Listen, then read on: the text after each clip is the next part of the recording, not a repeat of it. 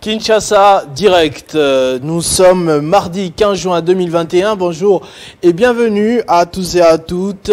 Aujourd'hui nous aurons beaucoup de sujets, notamment sur Kinshasa, notamment sur la République démocratique du Congo. Nous allons d'abord échanger avec un confrère.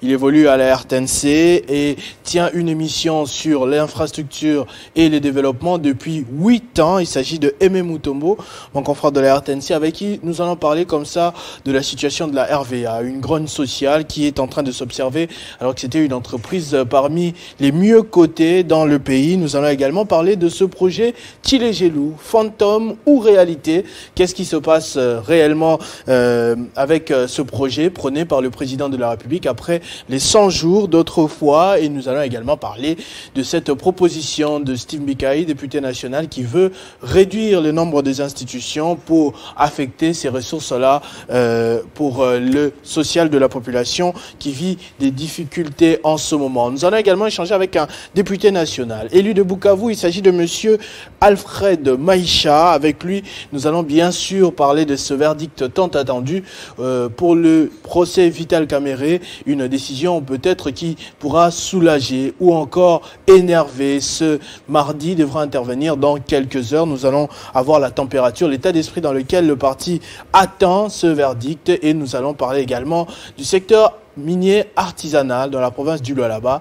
La vice-gouverneure, la gouverneure intérimaire Fifi Masuka a affirmé dernièrement que finalement, c'est que ce n'était pas le cas avant, ce secteur produit des effets. Nous allons parler avec un communicateur, jeune leader politique qui maîtrise bien la situation dans le Lualaba. Il vit à cheval entre Kinshasa et Lualaba. Il s'agit de monsieur Aimé Tamboué. Mesdames et messieurs, après les sujets énoncés, nous allons commencer tout de suite ce Kinshasa Direct.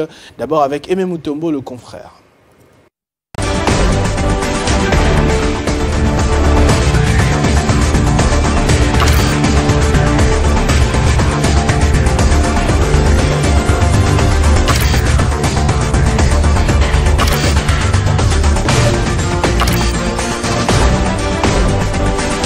Télé 50 en rouge et blanc. Oui, c'est chic, c'est doux. Restez chez vous sur Télé 50. Très bientôt.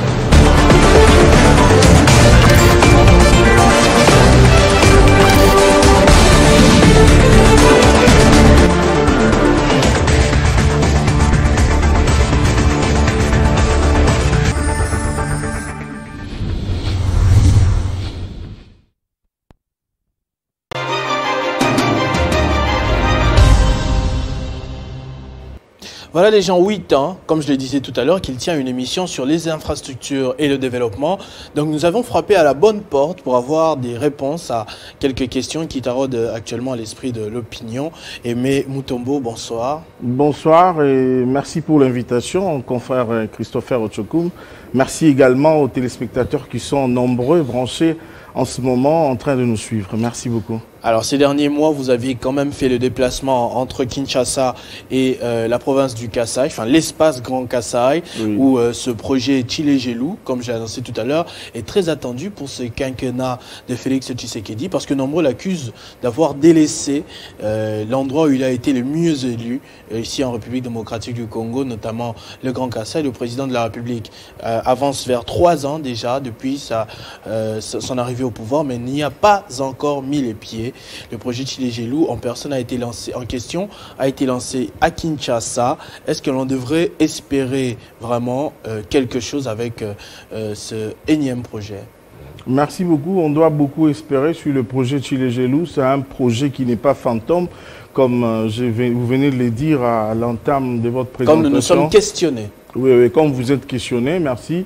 C'est un projet qui est pour le mieux-être de la population quinoise et du Congo profond parce que le projet va s'étendre à travers d'autres provinces. Mais pour le moment, nous sommes à Kinshasa et à l'espace Grand Kasaï.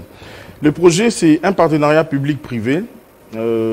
138 millions de dollars américains pour 40 km à Kinshasa, moyennant 10 km par district, mais également 100 km dans l'espace Grand Kasaï. En ce moment, nous sommes en train de parler... Vous venez de donner un chiffre, excusez-moi de vous interrompre, parce qu'on a entendu les gens se plaindre, notamment sur les réseaux sociaux, les chaînes de télévision, que c'était un projet lancé sans budget, sans argent. Juste comme ça, un test. Non, non, archi faux. Avant même que le projet soit lancé, il y a des études qui ont été menées par l'Office des voiries et drainage. Les ingénieurs ont mené des études pour savoir combien ce que le projet pourra coûter.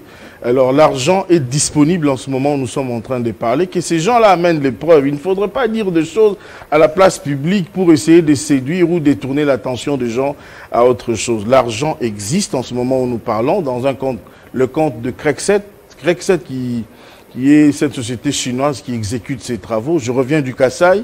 Le travail a déjà commencé? Le travail a déjà commencé, mais ce que les gens devraient savoir, c'est quoi? Une fois les travaux lancés, la société qui exécute les travaux prend 2 mois de mobilisation, c'est-à-dire réunir les ciments, barres de fer et consorts pour permettre maintenant une vitesse normale des travaux. Mais malgré ça, les 2 mois venaient de se terminer à peine. Nous sommes au mois de juin, déjà il y a 6 ou 8 jours que les 2 mois venaient d'expirer. Mais du moins, en ce moment où nous parlons, j'ai même des images que j'ai balancées même dans mes émissions à la RTNC.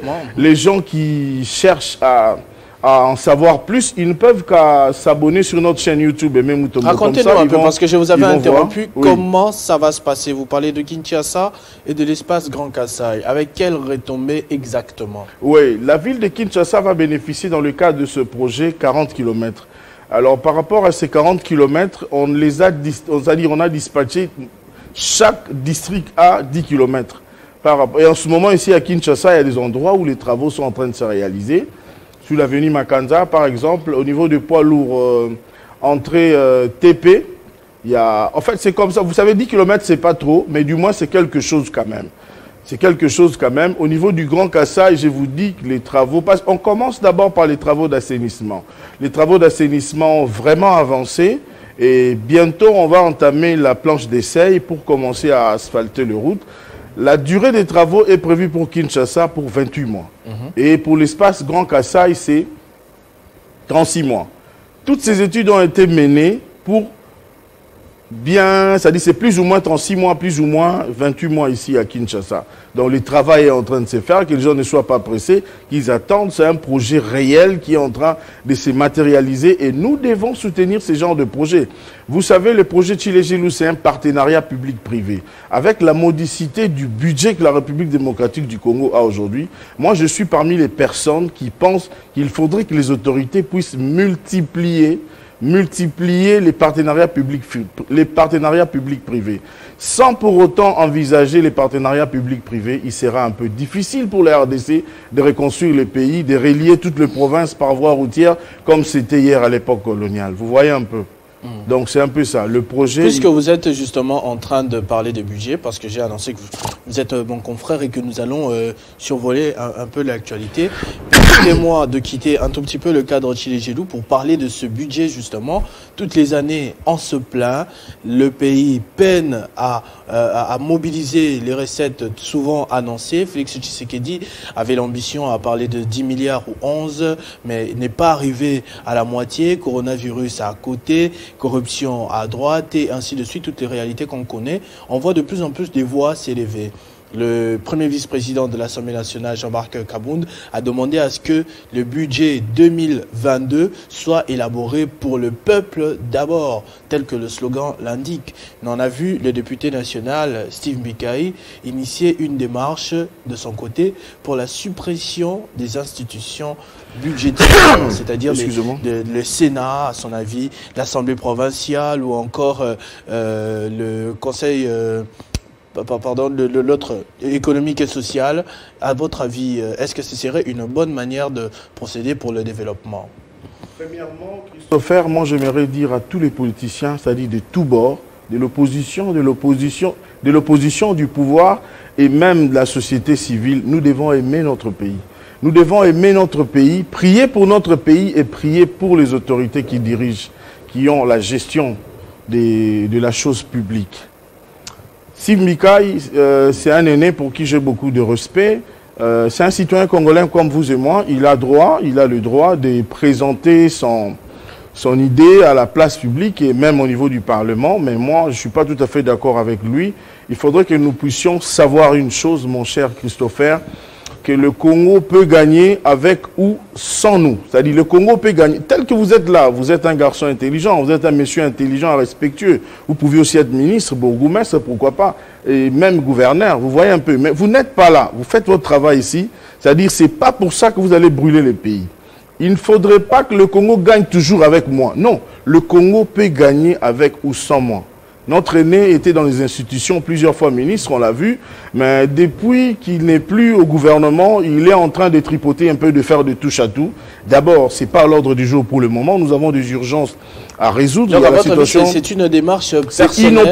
C'est inopportun par rapport à une haine que moi je sens personnellement qu'il a avec certains aînés, comme le professeur Bahati Lukwebo, comme le président du Conseil économique et social, Jean-Pierre Kiwakana. On est d'accord qu'il faudrait moi, je lui pose toujours la question. Il n'est pas la seule personne à le décrier. On pense que les députés, les sénateurs ou encore même les ministres consomment beaucoup d'argent. Oui. Il y en a même qui parlent de 80% du budget qui Là, maintenant, vous parlez d'autre chose, mon frère. Vous parlez d'un autre sujet. C'est-à-dire supprimer et réduire les trains de vie des institutions, c'est deux choses différentes. Je ne sais pas si on dit la même chose. Vous êtes plutôt pour la réduction. On peut réduire les trains de vie des institutions, réduire les salaires, par exemple, du président de la République, des ministres, des DG et consorts. Mais quand on arrive au moment où on dit de supprimer, c'est-à-dire on ne touche pas à la Constitution. Je dis on touche pas à la Constitution quand on veut et comme on veut. Non, il y a des procédures. Vous comprenez un peu? Donc, il y a des procédures. Alors, il faudrait qu'on passe, par exemple, au référendum. Soit, je viens de parler avec un aîné, député national. Il faut réunir le Congrès. Il faudrait que le vote passe à ce niveau. Vous voyez tout ça? Mais en principe, ce n'est pas à l'ordre du jour maintenant. À l'ordre du jour, c'est que nous devons mettre à la place publique, c'est d'amener des solutions, des propositions pour répondre aux problèmes de l'eau, de l'électricité, du pain. Vous voyez un peu, les histoires sur le marché sont en train de prendre un peu de l'ascenseur. Voilà les propositions qu'on doit amener maintenant par rapport à la gratuité. Parce que si même on doit le faire, ce n'est pas maintenant. Parce que nous sommes à mi-mandat. Nous sommes au moitié. C'est-à-dire nous sommes à 50% du mandat de ce quinquennat. Vous voyez un peu. D'abord, ces 50% seront atteints quand on va arriver à la fin du mois de juin. Parce qu'une année compte 6 mois, 6 mois. Aujourd'hui, nous enregistrons cette émission, nous sommes le 15e. Le 15 jours. Le 15, vous voyez. Donc, qui prennent un peu son mal à patience. Moi, à sa place, je serais vraiment en dehors, en train de regarder les jeux, comment est-ce que les gens sont en train de jouer. Il est en train de toucher un peu à tout. C'est pas mal comme idée, mais c'est inopportun pour le moment qu'il garde ça et il pourra ramener ça. Peut-être là, on pourra faire peut-être les élections concomitamment. On fait le référendum et puis on passe aux élections pour ne pas demander encore beaucoup d'argent à la République démocratique du Congo par rapport à ça. Nous avons beaucoup des urgences sur la table du Premier ministre. Tout est prioritaire aujourd'hui en RDC. Si vous savez, mon frère, on parle infrastructure et développement. Aujourd'hui, l'accès aux infrastructures de base et de qualité, les infrastructures routières, c'est moins de 10% en République démocratique du Congo. Si on jaugeait, on faisait les analyses. L'accès à l'eau potable, par exemple, c'est moins de 10%. L'accès à l'électricité, c'est moins de 10%. Alors, je peux continuer comme ça avec la liste. Nous allons toujours continuer à compter les secteurs. Alors, les urgences que nous devons mettre et les propositions, je voulais dire, c'est de trouver des solutions pour le mieux-être de la population. Simbika, il y a un peu d'argent, il peut garder et rester, mais pas donner ce genre de propositions, qu'il commence à aimer d'abord les pays, et respecter ses aînés et aimer. Parce que la Bible nous dit, aimez même vos ennemis. Même si ces gens-là, pour qui il a de la haine dans son cœur, lui ont fait du mal, moi je lui demanderai de lui pardonner. Je ne sais pas s'il a un problème avec les bâtiments du Conseil économique ou avec l'institution Conseil économique. Les budgets, ces budgets-là, il faudra analyser d'abord ces budgets-là pour l'an et voir qu'est-ce que ces budgets pourront résoudre comme problème. En parlant de ce qu'il faudrait résoudre comme problème, il y a également un problème ces derniers temps à la régie des voies aériennes. Pas un seul jour ne passe sans que l'on voit sur les réseaux sociaux ou encore dans les chaînes de télévision des agents en train de se plaindre, des agents en train de revendiquer. L'on parle des arriérés de salaire. L'on connaît le directeur général Abdallah Bilengue qui est actuellement en incarcération. L'on devrait faire partir le président du conseil d'administration. L'on vous a vu à un moment également proche de cette entreprise publique. Qu'est-ce qui se passe réellement là-bas? Lecture d'experts. Oui, la RVA est en train de descendre de plus en plus aux enfers, à l'enfer, je voulais dire. Le climat est très malsain et l'auteur, c'est le directeur général à l'intérim. Si je fais un petit retour en arrière, vous voyez à la période où il y avait les mesures conservatoires, où le président de la République lui-même avait défendu que le directeur général et même les ministres puissent faire les mouvements des personnels et tout ça jusqu'à nouvel ordre. Lui, il a suspendu les gens, il est au cadre de la régie des voies aériennes, sans pour autant... Avant l'interdiction du président de la République. Non, pendant la période d'interdiction, sans pour autant écouter ces personnes. Vous savez, même en justice aujourd'hui, si on vous accuse, on doit attendre que vous... Voilà, présentiez vos moyens de défense. Pambou Pambou n'a pas fait ça. Il a révoqué. Et 9 jours après, il a envoyé des lettres, des demandes d'explication. Or, c'est l'inverse de ce qu'il devrait faire. Depuis qu'il est à la tête de la régie des voies aériennes, jusqu'à aujourd'hui, il n'a tenu aucune réunion de direction. Je dis bien, aucune réunion de direction. Il est en conflit avec tout le monde. Il a suspendu le banc syndical. Aujourd'hui, à la RVA, les gens sont en train d'attendre le 50% du mois de janvier, salaire. Vous voyez un peu? 50%. On paye les gens par humeur. Les gens, on a boutiqué même quelque chose. Les gens qui sont partis voir ministre de portefeuille. C'est-à-dire on a motivé les gens comme on le faisait par d'autres partis politiques. Alors l'entreprise est en train de vivre de mauvais moments en ce moment. La délégation syndicale, il a suspendu. Il est en conflit avec le président du conseil d'administration. Bienvenue Liota, avec tous les membres du conseil. Mais on dirait qu'il est en harmonie avec les agents. C'est que les agents n'aimaient pas tout ce qui était là. Archi faux. Archi faux. Allez mener votre investigation au niveau de la RVA. Il n'est pas en odeur de sainteté avec tous les agents.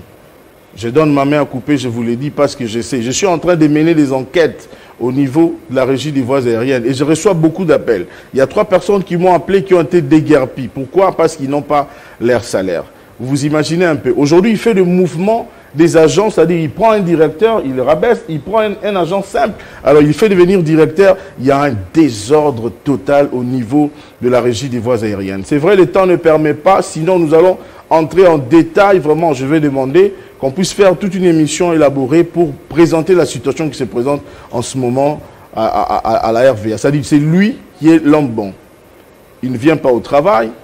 Je suis nommé par le président de la République. Ici, on m'a empoisonné. Beaucoup d'intimidation. Aujourd'hui, cette entreprise est gérée avec un grand dictat. Voilà pour nous maintenant l'occasion de demander au chef de l'État, avec tout le respect, Excellence, Monsieur le Président, si possible d'envoyer une enquête, une équipe, je voulais dire, pour mener une enquête réelle au sein de la régie des voies aériennes, une enquête sérieuse pour voir qu'est-ce qui se passe réellement. Je vous explique. Il dit que c'est l'ancien directeur général Bilengue qui est en train de bloquer. Mais dans sa cellule, là où il est en prison, la première des choses que Bilengue Abdallah chercherait à faire, c'est de chercher sa liberté, de sortir, par exemple. Quel est le pouvoir que ces messieurs-là peuvent avoir pour défendre aux banques, de payer les gens? C'est-à-dire le mois de janvier, nous sommes au mois de juin, mais le mois de janvier, les gens attendent le paiement de 50%. Et le problème qu'il a, c'est avec tout le monde. C'est lui la personne la plus sérieuse, c'est lui la bonne personne. Non. Et en ce moment, puisque vous recevez les appels, les agents travaillent quand même, ça se passe comment? Mais le climat n'est pas bon, le climat est malsain. Vous savez, il faudrait travailler dans un climat de sérénité, un climat de paix. Alors c'est lui qui est à la base, selon les enquêtes que nous avons menées, c'est lui qui est à la base de tout ça, c'est mon aîné William Pambou Pambou. Alors nous demandons, les mêmes personnes avec qui ils sont en conflit ont été nommées sur la même ordonnance, signée par le président de la République. Alors, il demande, vous voyez tout ce que vous avez vu, les gens avec des calicots, tout ça, ce sont des histoires montées de toutes pièces. Nous avons des preuves. Alors, s'il y a même quelqu'un qui peut venir en face de nous pour un débat contradictoire, on va le faire parce qu'il est en train de faire les choses selon lui. Et il se bombe le torse pour dire qu'il est de la famille politique du président de la République. Moi, j'aimerais dire qu'ici, à la fin du mandat, c'est Félix Tshisekedi, notre président de la République, lui seul, qui rendra compte auprès de la population. On a intérêt, il a intérêt, le chef de l'État, d'avoir des bons collaborateurs autour de lui. Les mandataires publics, les ministres, les premiers ministres, ce sont les collaborateurs du président de la République. Parce que dans tel ou tel autre secteur, si ça ne marche pas, à la fin du mandat, c'est Félix Tshisekedi qui rendra compte. Alors c'est pourquoi j'aimerais demander à William Pambou, directeur général de la RVA, de revenir à la raison et de créer la paix qui s'assied autour d'une table, soit pour arranger les choses, et pour éviter ces désastres qui sont en train de s'empirer de plus en plus au niveau de cette société. Entreprise publique. Oui, merci beaucoup, confrère Aimé Mutombo, pour cet échange. Nous avons vraiment beaucoup aimé ces analyses et j'espère que vous reviendrez de temps en temps pour rééditer le même exercice pour d'autres secteurs également, parce qu'on sent que vous maîtrisez très bien le domaine. Si vous pouvez passer un message par rapport à votre émission Infrastructure et Développement, quand le suivre, comment être invité ou tout le reste. Ouais, bon, merci beaucoup, merci beaucoup. Je suis présentateur d'une émission RDC Infrastructure et Développement qui passe sur la radio-télévision nationale congolaise et RTNC les vendredis à 22h30, chaque vendredi à 22h30, dimanche à 9h30 sur la RTNC 1 et à 19h30 sur la RTNC 2. Et nous avons également notre chaîne YouTube qui porte mon nom, Aimé Mutombo. Mais pour terminer, avec votre permission, j'aimerais encore lancer ces messages auprès des hommes politiques de la République démocratique du Congo. Aimons notre pays. Si on aime notre pays, on ne va pas faire de détournements. Aujourd'hui, nous enregistrons des détournements, c'est toujours en termes de millions. En termes de millions. Alors, si on aime le pays, on aime ses frères, on ne va pas arriver à ces points. Prions pour le président de la République, prions pour le Premier ministre, pourquoi pas pour tous ces présidents qui sont à la tête des institutions de la République démocratique du Congo, car cela va avec notre bonheur. Notre bonheur va de pair avec. Merci beaucoup, Aimé Mutombo. En deuxième partie, on va parler justement de cette affaire encore de détournement ou pas, avec un autre Aimé, Aimé Ntambwe, qui est communicateur et leader politique qui maîtrise la situation du Lualaba, où l'on accuse un certain dysfonctionnement dans la gestion des affaires publiques.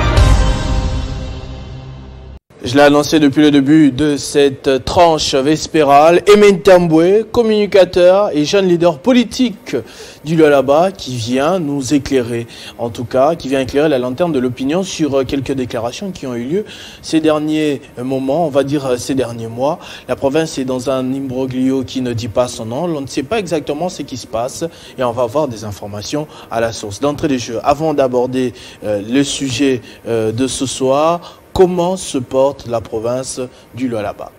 Écoutez, la province du Lualaba ne se porte pas bien depuis un certain temps parce que la province est dans une crise créée de toutes pièces par les ennemis de cette province, les gens qui n'aiment pas voir cette province se développer. Parce que l'élan de développement amorcé par le gouverneur Bichamouej Manguez-Mans ne fait pas plaisir à tout le monde. Alors, les gens qui, depuis longtemps, ont eu à militer pour leurs intérêts égoïstes, essayent de tout mettre en œuvre pour perturber l'élan de développement de cette province. Donc la province du Lualaba... Pour quelle raison ils feraient cela? Mais écoutez, ils le font pour leurs intérêts égoïstes. Ils le font pour leurs intérêts égoïstes. Richard Mouyej Manguez-Mans a toujours travaillé pour le développement de sa province depuis qu'il est arrivé. Il est arrivé à la tête de cette province avec une vision claire. Avec une vision claire, et aujourd'hui les résultats sont palpables. La province se développe, la province se construit, mais depuis quelques 6 mois, cette province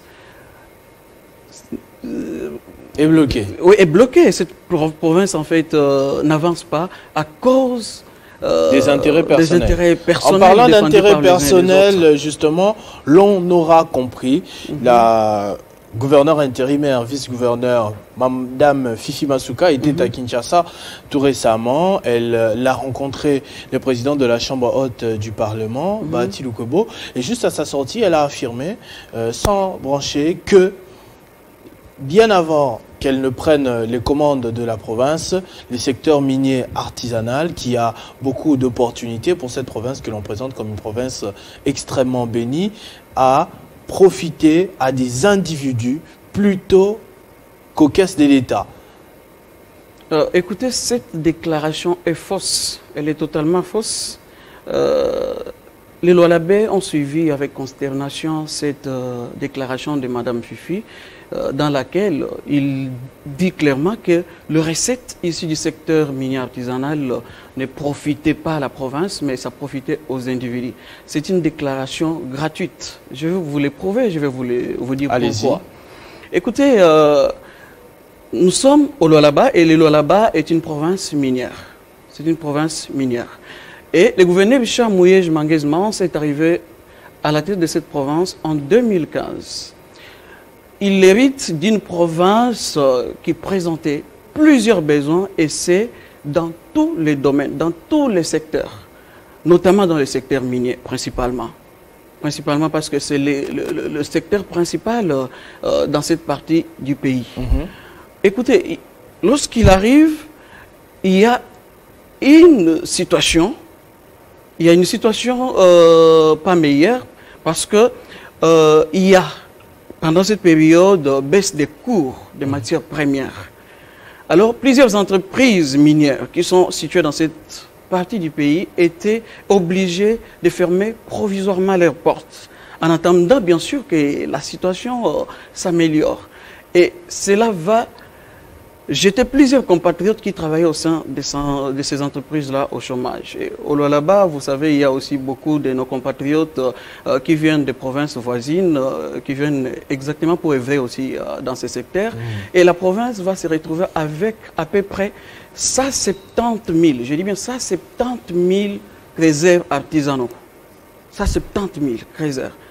Et comme j'ai eu à le dire, c'est un secteur important parce qu'aujourd'hui, grâce aux réformes initiées par le gouverneur Richard Mouyej Manguez-Mans, la production de ces secteurs avoisine à peu près 20%. Mais écoutez, lorsque ces gens-là ont quitté les grandes entreprises minières pour aller dans le secteur artisanal, ils ont trouvé un secteur artisanal non encadré. Il y avait du désordre total. Exactement, il y avait du désordre généralisé dans ce secteur-là. Alors, le défi pour le gouverneur Richard Mouyej consistait à organiser ces secteurs.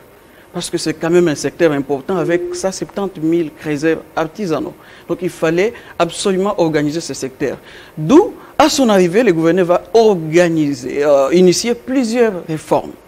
Plusieurs réformes parce que lorsqu'ils se sont déversés dans ce secteur, nos compatriotes, il y avait un problème qui s'est posé. Il y avait insuffisance de sites. Parce que le minerai, il faut suffisamment d'équipements, il faut suffisamment d'outils pour se lancer dans ces secteurs-là. Mais nos compatriotes qui étaient dans ces secteurs n'en avaient pas. Et plupart faisaient irruption dans des sites appartenant aux miniers, c'est-à-dire aux grandes entreprises minières. Et d'autres se sont déversés sur une zone habitable, un quartier habitable qui s'appelle Kasulo. C'est-à-dire, à Kasulo, vous pouviez avoir votre maison, mais vous ne savez pas qu'à l'intérieur, là, il y a des gens qui exploitent les minerais. C'est-à-dire, il y avait un désordre total. Tous les mouvements qui se déroulaient dans ce secteur-là n'étaient pas encadrés et ça échappait totalement à l'État. C'est comme ça que le gouverneur Richard Mouyej Manguez-Mans va trouver un grand partenaire. Grâce aux réformes qu'il avait initiées à cette époque-là, il va trouver un partenaire qui s'appelle CEDEM. Et avec ces partenaires-là, ils vont négocier la délocalisation. La délocalisation de nos compatriotes qui vivaient dans ce secteur-là, dans cette zone minière-là, parce qu'il y avait des éboulements. Il y avait des éboulements, nos compatriotes étaient exposés à tout danger. Il y avait des éboulements et autres, d'où on a délocalisé moyennant indemnisation nos compatriotes qui étaient à Kasulo. On les a amenés vers une zone bien sécurisée. Et comme c'était une zone minière, alors il fallait encadrer cette zone-là. On a commencé par clôturer cette zone-là. On a lancé des travaux de découverture esthétique pour éviter les éboulements et autres. Et on a sécurisé cette zone-là. Et aujourd'hui, pour accéder à cette zone-là, vous devez avoir une carte d'exploitation. C'est-à-dire, vous devez être détenteur d'une carte qui vous identifie, qui vous reconnaisse cette qualité de creuser artisanale.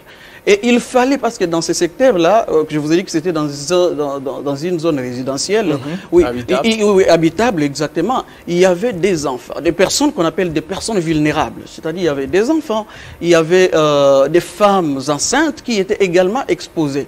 Alors, il fallait trouver d'autres mesures pour faire sortir ces personnes vulnérables de ces zones minières, en fait. Et pour ça, surtout pour les enfants, parce que vous savez, un enfant, quand il est déjà habitué, chaque matin, il va exploiter le mine, le soir, il a un peu d'argent, tout ça. Ah oui, ces enfants avaient commencé à négliger l'école. C'est comme ça que le gouverneur a initié un projet qui consistait à construire des écoles, notamment l'école professionnelle Kizito et l'école Kimbanguiste Sifa.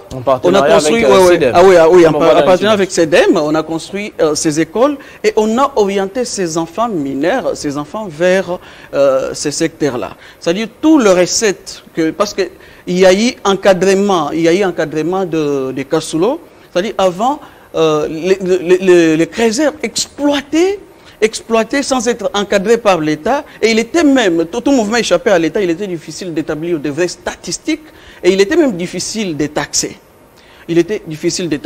Mais avec l'arrivée de CEDEM, je vous ai dit qu'on a clôturé et qu'on a fait des travaux de découverture esthétique, et tous les mouvements qui s'effectuent sur cette zone-là sont désormais contrôlés. Et l'État a maintenant la possibilité d'avoir un œil sur tout ce qui se déroule dans ce secteur-là comme activité minière. Et tout se fait sous contrôle de l'État, et on peut établir des statistiques et on peut également établir des taxes comme il se doit. C'est-à-dire l'argent ne va plus dans des poches des gens, mais l'argent est canalisé vers les trésors. Et toujours dans cette même optique-là, le gouverneur Richard Mouyej a initié, parce que je vous ai dit au début qu'il y avait un sérieux problème d'insuffisance des zones d'exploitation. Et conformément au nouveau code minier, il fallait créer des zones d'exploitation artisanale qu'on appelle des ZEA. Et le gouverneur a négocié avec le pouvoir central, et il y a 40 sites, 40 zones qui ont été accordées à la province. Et sur ces 40-là, il y a aujourd'hui 3 zones qui ont été retenues, 3 ZEA, parce qu'il fallait d'abord lancer ce qu'on appelle des travaux de prospection, et ce sont des travaux qui sont lancés par des géologues. Le gouvernement a collaboré avec les géologues de la GECAMINE, et ces géologues ont fait des travaux de prospection, et c'était avec le soutien de notre partenaire qui s'appelle Sicomine. C'est une autre grande société minière qui est de l'autre côté, et les travaux de viabilisation de ces sites sont en cours. Et parce qu'on aura plusieurs sites, hormis Kasulo, on aura plusieurs sites, donc il y aura exactement augmentation des mouvements miniers. C'est comme ça que pour encadrer tous ces mouvements, un bon visionnaire, le gouverneur Richard Mouyej Manguez-Mans a créé, et c'est aussi, conformément au nouveau code minier, ce qu'on appelle les centres de négoce. Et ce centre de négoce se trouve à Moussompo. On appelle ça centre de négoce de Moussompo. C'est un centre qui a en son sein plusieurs dépôts, des laboratoires, tout ça. Pourquoi? Parce que tous les mouvements, tous les comptoirs clandestins d'abord seront fermés. Tous ces comptoirs-là qui ne permettaient pas à l'État de contrôler les mouvements, d'établir des vraies statistiques, seront fermés. Et d'autres ont été déjà même fermés. Et pour le reste, tout ce qui aura comme mine ou minerai issu du secteur artisanal sera ramené vers le centre de négoce. Et le centre au sein du centre de négoce, qu'est-ce qui va se passer? Comme il y a des laboratoires, on va d'abord commencer par évaluer la teneur de ces minéraux. Et après évaluation, cette évaluation permettra en fait d'assurer une bonne tarification de ces minéraux pour permettre à nos compatriotes qui amènent ces minéraux d'entrer en possession de leurs droits. Et ça va aussi permettre à l'État congolais d'établir des statistiques et de taxer comme il se doit, afin d'accroître leurs recettes. Et Métamboy, si tout ce que vous êtes en train de dire est vrai et vérifiable, parce qu'on le voit même dans les images, mais la vice-gouverneur intérimaire affirme le contraire. Que fait Richard Mouyej encore ce jour à Kinshasa? Non, mais écoutez, le gouverneur Richard Mouyej Manguez-Mans était malade. Il était malade. Et il était évacué en Afrique du Sud pour les soins appropriés. Il est rentré et il est sous. En fait, il attend le feu vert de sa hiérarchie pour rentrer dans sa province pour aller travailler. Non, ça, ce n'est pas le sujet. J'aimerais revenir parce que Mme Fifi a dit, revenons à l'essentiel bien sûr, Mme Fifi a dit que ces recettes profitaient aux individus et non à la province. Justement. Que Mme Fifi nous dise qu'est-ce que le fonds qui ont aidé à la construction des auditoires modernes, à l'ISTA, à l'ISTEM, à l'INICOL, ces fonds-là viennent d'où? Mais ce sont des recettes générées par le secteur minier artisanal. Le secteur minier artisanal, et ce sont des auditoires ultra-modernes. Et aujourd'hui, ça permet de suivre. Vous pouvez être à Kolwezi, un professeur, je ne sais pas dans quel espace du monde, dans quel pays du monde, peut donner cours aux étudiants de Kolwezi. C'est-à-dire, l'argent issu de ces secteurs ne profite pas aux individus, mais ça profite à la province depuis l'arrivée de Richard Mouyej Manguez-Mans, parce que les réformes qu'il a initiées ont fait en sorte que toutes les recettes générées par ces secteurs soient orientées vers le trésor public. Donc, nous devons avoir ce courage-là de reconnaître le mérite des autres. Ne pas les reconnaître relève de l'ingratitude, d'une mauvaise foi. Donc, nous devons arrêter avec cette politique de diabolisation, cette politique de mentir au nom des autres pour les détruire parce qu'on envie leur poste. Donc, ce sont des choses que nous devons ignorer complètement, que nous devons écarter de notre manière de faire la politique, parce que la RDC nous attend sur un autre terrain pour son développement. Alors, c'est un témoignage de quelqu'un qui vit le Lualaba au quotidien, qui connaît les réalités, et Métamboy, que je présentais comme communicateur, mais également jeune leader politique de cette province du Lualaba. Merci pour ces révélations, parce que l'on se posait des questions après ces affirmations.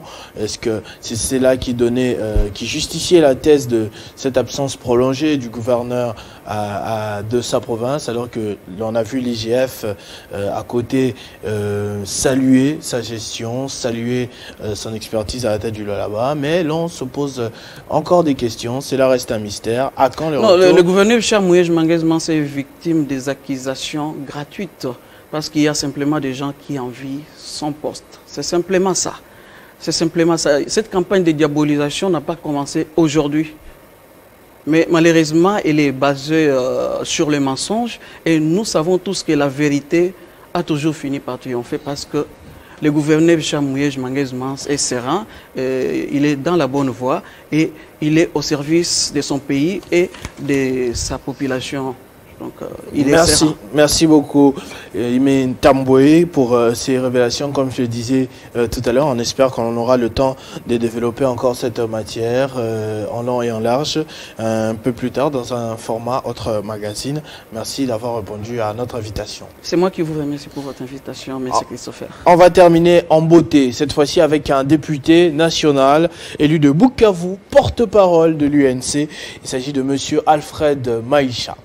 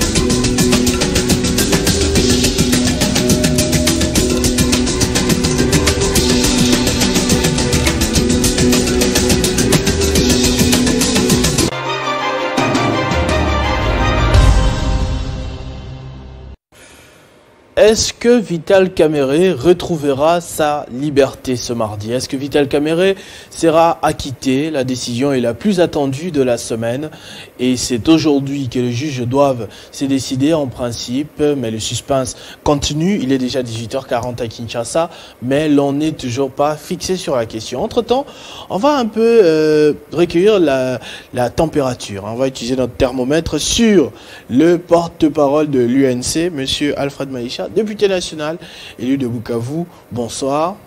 Bonsoir, monsieur le journaliste. Et j'aimerais savoir dans quel état d'esprit vous, cadre de l'UNC et tous les militants, bien évidemment, attendez ce verdict. L'état d'esprit, oh oui, ça vaut la peine de s'y interroger. Mais il n'y a rien de particulier en ce qui nous concerne. À l'UNC, nous sommes sereins. Nous attendons la décision à venir ce soir avec sérénité, mais de la manière la plus sérieuse qui soit. On va essayer d'étudier un peu les deux scénarios. Qu'est-ce qui se passerait au cas où, je ne le prédis pas, mais au cas où eh bien, les juges ne tranchaient pas en faveur de Vital Kamerhe et qu'ils disaient qu'il devrait purger sa peine telle qu'évoquée lors du premier jugement? Quelle sera la réaction de l'UNC? Qu'est-ce que vous avez prévu? Non, c'est le journaliste. Votre média n'a pas un rôle d'être un prophète de malheur. Toi non plus.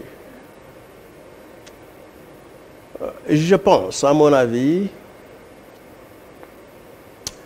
il sera plus heureux, celui des Congolais, par qui les erreurs commises au premier dossier dans cette affaire dite de 100 jours seront corrigées. Celui-là aura eu l'occasion d'écrire son nom par des lettres de noblesse dans l'histoire politique de ce pays. S'il y a un adversaire qu'il ne faut jamais accepter d'affronter, c'est la vérité. Vous pouvez colmater, vous pouvez utiliser tout, mais la vérité, elle finira toujours par sointer de quelque part et dire voilà, j'en sors.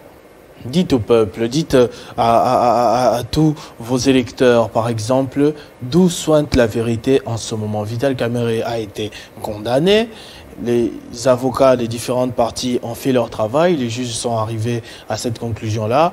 L'appel est légal, nous y sommes, mais à votre avis, d'où Vital Kamerhe pourra tirer son épingle du jeu en ce moment? Non, j'attendrai cette question de tout le monde. Pas d'un journaliste de Télé 50. Vous informez l'opinion de vos électeurs. S'il vous plaît. C'est le moment idéal. S'il vous plaît. De le répéter. S'il vous plaît. J'ai dit, j'attendais cette question de tout le monde. Pas d'un journaliste de Télé 50. Pourquoi? Oui, je suis la voix des électeurs. Il y a peu, dans ce même studio, votre média a montré les images des conteneurs qui contiennent les pièces des maisons préfabriquées pour lesquelles Vital Kamerhe est en prison. Votre chaîne a montré ça. Avez-vous appris que quelqu'un a contredit? Un citoyen est en détention pour, semble-t-il, avoir détourné les moyens affectés à l'achat par la République démocratique du Congo des maisons préfabriquées. Et votre chaîne indique, à l'issue d'une enquête d'un journaliste, voici les conteneurs. Nous avons fait passer des procès-verbaux des huissiers de justice assermentés. Mais s'il vous plaît, nous avions dit, l'erreur est humaine. Mais persévérer dans l'erreur, c'est inadmissible. C'est même ce qu'on appelle diabolique. Une erreur qui dure plus d'une année quand même déjà. Ça peut durer même un peu plus. Vous savez, c'est le journaliste. La première personne qui a eu raison,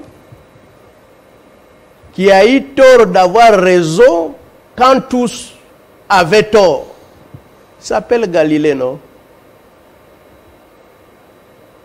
Il a eu le malheur de découvrir le premier que la terre tournait. Qu'est-ce qu'on a fait de lui? On l'a tué. Mais aujourd'hui, même un enfant de l'école maternelle sait vous dire que la terre tourne. Soit autour d'elle-même, soit autour du soleil. C'est rotation ou translation selon le cas.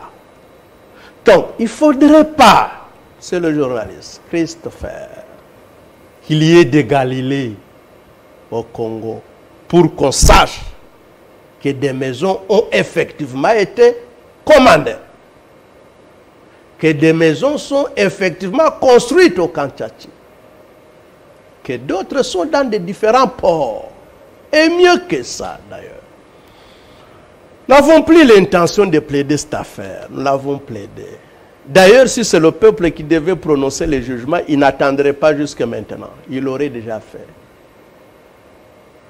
À partir du moment où on pose la question à M. Jamal, monsieur, c'est toi qui étais chargé par la République démocratique du Congo d'acheter, d'amener les maisons préfabriquées, il dit oui. La République devait vous donner l'argent, il dit oui. Combien? 51 millions. Vous avez reçu combien? Le même montant. Mais Kamere devait même rentrer. Si lui est présenté comme celui par qui, ou à la diligence duquel le trésor public a été mis en mouvement pour que l'argent aille du côté des fournisseurs des maisons préfabriquées. Parce que nous avons suivi le chef de l'État, je l'ai dit la fois passée. Je le reprends, le président de la République lui-même a dit, écoutez, j'ai commandé autant de maisons pour l'armée, pour la police. Le président de la République a à son temps regretté que la chaîne de dépenses, entendez par là le budget, les finances, et même la Banque centrale, ne traitait pas avec célérité ces dossiers-là. Ça signifie que tous les collaborateurs du chef de l'État devraient tout faire pour que l'entrepreneur coté et qui a gagné le marché soit payé. Mais à partir du moment où celui qui a gagné le marché vous dit « Oui, j'ai reçu l'argent » et la totalité, vous arrêtez encore qui? Encore que même lui, je n'ai pas l'intention de me répéter, à partir du moment où il a un contrat avec la République démocratique du Congo, il n'est pas préposé de la RDC pour détourner les deniers publics. Il est partenaire. Et donc, c'est des questions qui devaient se régler conformément au droit privé. Nous l'avons dit, on ne les reprend plus. Maintenant, nous sommes à l'attente du verdict. C'est pour ça que vous m'avez invité. J'ai accepté votre invitation. Je vous dis merci pour ça. L'avenir de Vital Kamerhe après ce procès. Prenons, comme vous ne voulez pas que l'on prédise le malheur, voyons les choses du bon côté. Ce soir, Vital Kamerhe a quitté. Qu'est-ce qui va se passer? Nous demeurerons sereins. Nous ne nous jetterons jamais dans un jeu de triomphalisme. Non. Pour tout ce qui nous arrive et arrive à notre chef, ça constitue pour nous une école. En effet, c'est ça la vie. Nous ne pourrions jamais nous imaginer que le président Kamerhe peut si facilement comme ça se retrouver aux arrêts. Nous ne pourrions jamais nous imaginer ça. Et pour nous, ce n'est pas un fait bénin. Le prenons au sérieux. Nous prions Dieu pour qu'aujourd'hui, ce calvaire s'arrête. Nous tirerons des leçons en ce qui nous concerne comme UNC, de la manière dont c'est arrivé, comment nous l'avons géré, comment envisager l'avenir. Nous tirerons des leçons et en tout état de cause, nous souhaiterions que ce soit la nation qui gagne. Est-il toujours prévu que Vital Kamerhe soit candidat président en 2023, comme préconisé à Nairobi en 2018? Chaque chose a son temps. Aujourd'hui, nous attendons le dénouement de la situation judiciaire du président Vital Kamerhe. Nous ne sommes qu'en 2021. Le temps va vite. Oui. C'était un 8 avril, hein? Un 8 avril 2020. Il est parti se défendre courageusement. Ça va vite. Il n'est jamais revenu. S'il vous plaît. Ça va vite, ça va moins vite, mais est-il qu'il n'y a rien qui dépend d'un être humain? En tout état de cause. Vous savez, lorsque vous avez un leader comme Vital Kamerhe, vous êtes son collaborateur, on est heureux. C'est comme avoir un joueur qui sait jouer par tous les deux pieds. Il n'est pas figé. Il suffit de lui passer la balle. Il a qu'à faire avec. Quel que soit du côté d'où ça vient. C'est ça Vital Kamerhe. À la présidence de la République, Vital Kamerhe a affaire. En dehors de la présidence de la République, Vital Kamerhe a encore beaucoup à faire. Donc nous avons la chance d'avoir un leader complet. Beaucoup d'autres formations politiques n'ont pas ce genre de garantie. Il y en a qui ont des joueurs qui ne peuvent jouer qu'à un seul numéro. Alors lorsque ça n'a pas donné de ce côté, on est foutu. De notre côté, on peut se rassurer. Vital Kamerhe est un partenaire sérieux. Parce qu'il peut couvrir et relever la pente de partout que cela soit nécessaire. L'accord de Nairobi, il n'y a pas que l'alternance des candidatures qui avait été prévue par Nairobi. L'accord de Nairobi prévoyait que Vital Kamerhe soit le futur Premier ministre. N'est-ce pas? Il n'a pas été. Et c'est pour autant qu'il n'a pas joué un rôle. Mais il a joué un rôle qui l'a amené à là où nous sommes, justement, une situation que nous regrettons. Les choses ne se sont pas passées comme prévu et surtout pas en sa faveur jusque-là. Il n'est pas le seul à être passé par là et devenir un peu plus grand et plus fort qu'avant. Pour nous les croyants, d'ailleurs, il est dit, l'humiliation précède toujours l'élévation. Mandela est passé par la prison, non? Il a fini par être prix Nobel de la paix. Et jusqu'au jour d'aujourd'hui, son nom pèse plus que beaucoup de noms de vivants. La République démocratique du Congo s'apprête à recevoir les restes du corps de qui? De Lumumba, non? Une seule dent de Lumumba. En tout cas, on est en train d'organiser l'accueil digne de cette dent. Plus que toi et moi, on ne peut avoir. Donc la vérité pour Kamerhe pourrait s'il vous plaît, intervenir même dans 60 ans. Lui-même a fait la prison. Voyez-vous? Donc, on a tort de penser que vous infligez innocemment à un acteur politique de la taille de Kamerhe la prison.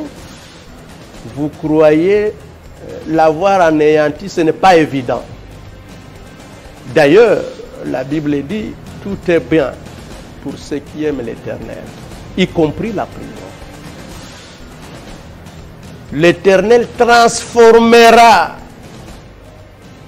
les obstacles en opportunités. Il nous appartient à nous de capitaliser les leçons que nous tirons de ça. Nous souhaitons et nous y croyons que ça s'arrête aujourd'hui. Parce qu'au moins aujourd'hui, mieux qu'au premier degré, nous sommes bientôt vers 19h, n'est-ce pas? Tout à fait. Il n'y a rien Comme qui le a générique fuité. l'indique. S'il vous plaît, il n'y a rien qui a fuité. Alors qu'au premier degré, 2 heures avant le prononcer, tout le monde avait les jugements dans les réseaux sociaux. Nous osons croire que il y aura et il y a eu un peu plus du sérieux dans le traitement du dossier pour donner de la chance à la vérité. Et la vérité s'appelle l'acquittement de l'innocent Vital Kamerhe. Merci beaucoup, monsieur le député national Alfred Maïcha. Je rappelle, vous êtes élu de Bukavu et porte-parole de ce grand parti en République démocratique du Congo qui a connu dernièrement des restructurations, notamment avec un nouveau secrétaire général et des nouveaux cadres un peu à tous les postes. Merci beaucoup d'avoir répondu à cette invitation sur Télé 50 pour commenter cette importante actualité. C'est moi qui vous remercie et j'en profite enfin en conclusion pour dire nous restons sereins, quel que soit ce qui arrive, nous restons sereins.